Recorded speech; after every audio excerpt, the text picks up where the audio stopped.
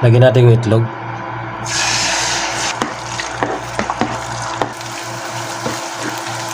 Sita side lang natin to mga kuragon. Gisa natin yung bawang, sibuyas.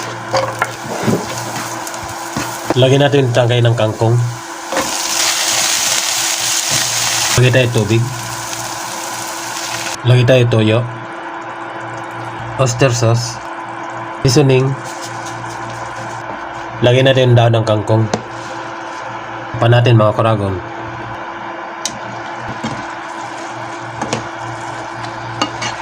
Lagyan natin yung itlog.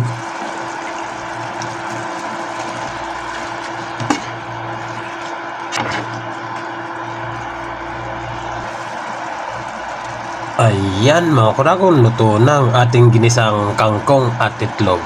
Thank you for watching.